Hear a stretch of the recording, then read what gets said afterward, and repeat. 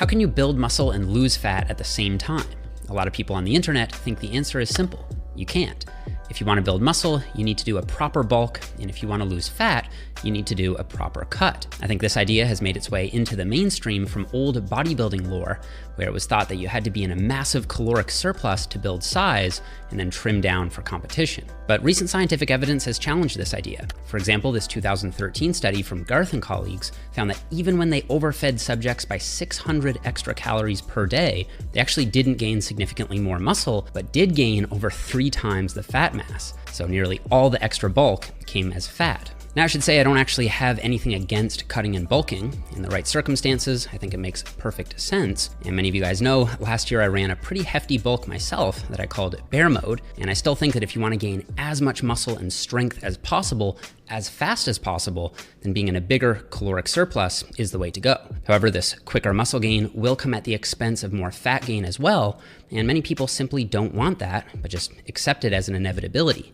But it doesn't have to be that way. In fact, it's perfectly possible to build muscle without a large surplus or even without any surplus at all, because fat tissue and muscle tissue are separate systems. And I've broken down the math explaining why this is possible in another video that I'll link below. Now, many people will get on board with this and say, okay, building muscle while losing fat is possible, but not really practical because it only applies in a handful of more limited and obscure scenarios. But I think these scenarios aren't as limited as they seem. And I would say body recomposition is a realistic goal, not only for some people, but nearly all people. So let's quickly cover the situations where I think recomposition makes the most sense. First of all, new lifters. Newbies can build muscle and lose fat at the same time quite easily because as a new lifter, you're the most primed for muscle growth you'll ever be. This means that calories can be pulled from stored body fat to fuel the muscle building process with just basic progressive resistance training and a reasonable diet. Second, because overweight individuals have very large energy reserves stored in body fat, they can eat in a caloric deficit and still have plenty of stored energy to fuel the muscle building process. Thirdly, detrained individuals who got jacked before, but then stopped training due to injury or other commitments,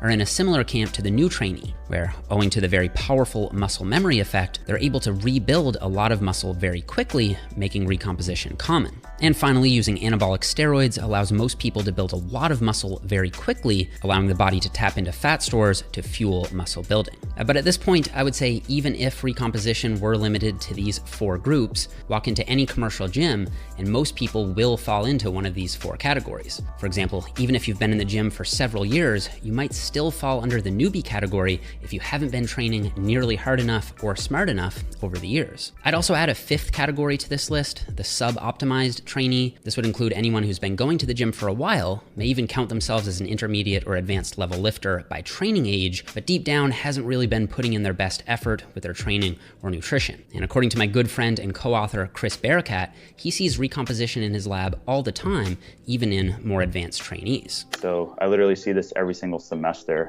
Every training study we've ever ran, I've seen body recomposition occur. Once we really start paying attention to some of the details to a higher extent, like nutrient timing and really optimizing their macronutrient intakes, we can see recomposition with some of the best athletes ever. This one subject in particular, he gained 20 pounds of lean mass in 10 weeks, and he actually lost like a pound of fat mass at the same time. So he was a basketball player, pretty well trained when it comes to resistance training. He was able to squat 1.75 times his body weight, so he fit the criteria for the study, and he just blew up. He basically came in the lab looking like a normal basketball player, and then he looked like Phil Heath playing basketball. So I think there's really only a tiny subset of the population that recomposition wouldn't be practical for, truly advanced trainees already with perfectly optimized training and nutrition who are near their genetic ceiling for muscle growth. But in my opinion, this is the obscure scenario, and it only occupies a tiny sliver of the total population looking to improve their physique. Okay, so body recomposition is not only common, but practical.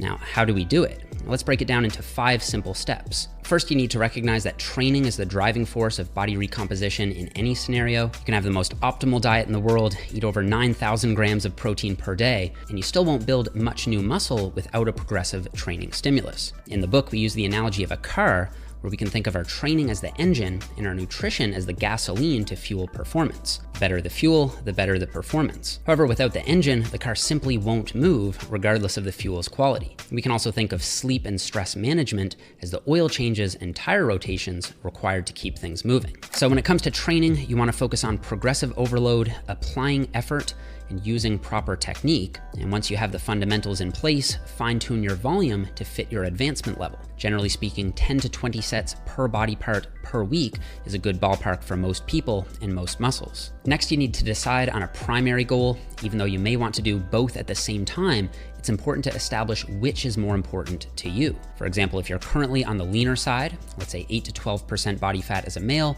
or 18 to 22% as a female, then your primary goal should probably be to build muscle. And if you're not so lean, so somewhere between 15 to 20+% as a guy or 25 to 30+% as a girl, then maybe your primary goal should be to lose fat. Once you've decided on your primary goal, next you want to center your caloric intake around maintenance calories, the number of calories you need to eat to maintain your weight. If your primary goal is to build muscle, you should enter a slight caloric surplus, adding 5 to 25% to your maintenance intake. If you're leaner, less advanced, and more genetically gifted for building muscle, you can get away with a bigger surplus. If your primary goal is to lose fat, you should enter a slight caloric deficit, slashing 10 to 20% off your maintenance intake. The more fat you have to lose, the bigger the deficit should be. And in the book, we outline other considerations, such as if you're detrained, highly advanced, skinny fat, or significantly overweight. Next, you need to set up your macronutrient targets, starting with protein, the most important macro for recomposition. In the book, we recommend a sliding model for protein intake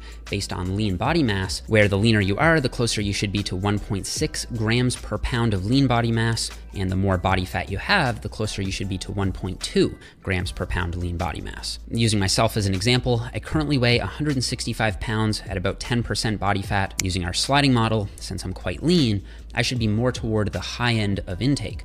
I'll pick 1.5. Multiplying it out, that would give me a daily protein intake of 222.8 grams per day, so I can round that up to 225, which is what I'm eating at the moment. Now, in my last full day of eating video, I explained the benefits of going higher on protein than might be required just to build muscle. So even though you could probably get away with less, I think eating a higher intake is both safe and advised for those looking for recomp. From here, you want to determine your fat and carb intake. Personally, I set my fat intake at a minimum of 20% of caloric intake and then fill in the rest with carbs. Okay, the fifth and final step to achieving body recomposition is to pay attention to the details. Like I mentioned earlier, this step might not be required for beginners. They can get recomp by just following the first 4 steps, but as you get more advanced, recomp gets more difficult, so it's more important to optimize your approach. We spend a lot of time in the book laying out these optimization strategies.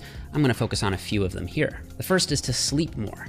I think sleep might be the single most underrated factor when it comes to transforming your physique. Just consider this 2018 study from Wang and colleagues. They split 36 subjects up into 2 groups that both entered a caloric deficit, except one group slept 1 hour less 5 nights per week. They were also allowed to sleep 1 hour extra on the weekends to catch up. As it turns out, after 8 weeks of dieting, weight loss was the same in both groups, but the group that slept well lost 83% of their weight from fat, whereas the sleep-restricted group lost 85% of their weight as lean mass. That is crazy. Now, it's worth mentioning that these subjects weren't weight training, so lifting probably would have flattened out the results a bit, but I don't think it would have been enough to offset that enormous difference that sleep made. The next area we can look to optimize our approach is through peri-workout nutrition, or the timing of nutrients around the workout. Now, I already discussed some of the misconceptions around this topic in my latest full day of eating video, so I'll just link that video down below. We can also turn to supplements to optimize, but it's worth noting that there aren't any recomp supplements that just cause recomposition on their own. However, there are a few worth mentioning that can help. In the book, we organize our supplements list into tiers. At the top of the list in tier 1, we have protein powder, creatine, and caffeine. Protein powder is especially important for vegan lifters, and I recommend so-called vegan whey, a blend of rice and pea protein that offers a full spectrum of amino acids and has a high leucine content. Whey protein can be used at any time of day to help make meeting total daily protein goals easier, and consuming a casein source before bed might have merit as well. Creatine is by far the most well-studied supplement on the market, and given how cheap it is and how low its risk of side effects are, it's a pretty obvious choice to supplement 3 to 5 grams of creatine monohydrate per day. And I'll link my creatine science explained video down below if you'd like more info on that. Caffeine rounds out tier 1 of our supplements shortlist for increasing strength, prolonging time to fatigue, increasing acute fat oxidation, and more. However, unlike creatine, caffeine is susceptible to tolerance, so it might be smart to reserve it for your heaviest or most demanding training sessions, or periodically cycle off it to resensitize yourself to the effects. And of course, we dive into many other optimization strategies across the 15 chapters in the new nutrition guide, including sample meal plans, pre and post-workout meal examples, more supplements, cardio strategies, and a lot more. So if you guys are looking to take your nutrition up a notch, you can save 25% off the ultimate guide to body recomposition at the first link in the description box below for the launch, or you can head over to jeffnippard.com, go to the nutrition plans tab, and you can find it over there. And after launch week, so next weekend, it'll be going up to full price. So the manual has over 140 scientific references, an exact step-by-step guide for setting up your calories and macros, a list of foods to focus on, and even a full chapter on training for recomp. It also includes customer service, so if you guys have any issues, there's a support email that you guys can contact. So hit up the link over here next to my head if you guys are interested in checking it out. Don't forget to leave me a thumbs up if you enjoyed the video or if you found it helpful. Subscribe if you haven't already, and I'll see you guys all here in the next one.